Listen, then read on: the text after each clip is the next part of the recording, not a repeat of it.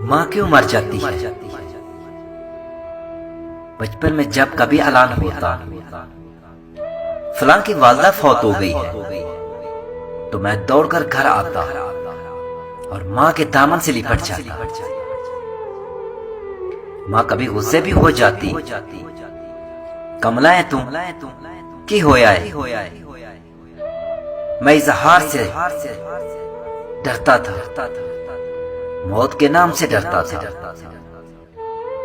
कभी कभी मैं सोचता कि मैं अपनी माँ से पहले मर जाऊंगा, लेकिन फिर सोचता कि माँ भी तो रोएगी।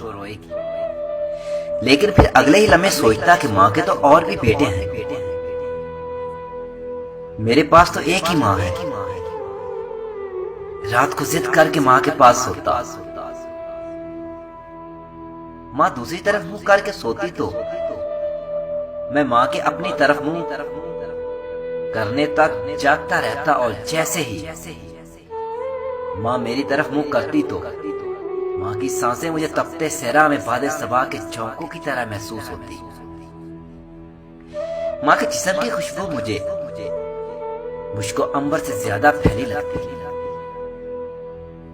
उस दिन न जाने क्यों मेरे पांव मनोवजनी लग रहे थे। माँ मुझे अलविदा कहने दरवाजे तक आई। मैं रुखसत होकर गली की नुक्कड़ मुड़ चुका था, लेकिन मैं दौड़कर वापस आया तो माँ गली की नुक्कड़ के करीब तक आ पहुंची थी। मैंने दौड़कर माँ को गले लगा लिया। आज जैसी बेचैनी मुझे कभी महसूस नहीं हुई थी। माँ ने कहा, जा पुत्र, दफ्तर वाले साहब गुस्से होंगे। आखिरी बात माँ की आज भी मुझे रुला देती है।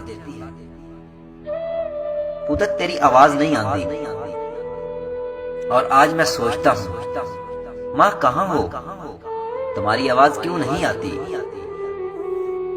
और लाइन कट गई। शाम को माँ चली गई, लाइन हमेशा के लिए कट गई, लेकिन दुआओं की लाइन तो कभी नहीं टूटी ना। मायो मेरी भोली माए, अगर तकदीर इजाजत देती तेरे साथ उतर जाता मैं घूर के कब अंधेरों में। जिनकी माए हयात है अल्लाह इन्हें जिंदगी दे, और जिनकी माए वफात पा गई है अल्लाह इन्हें सब्र दे। आमीन। जज़ाकल्लाह।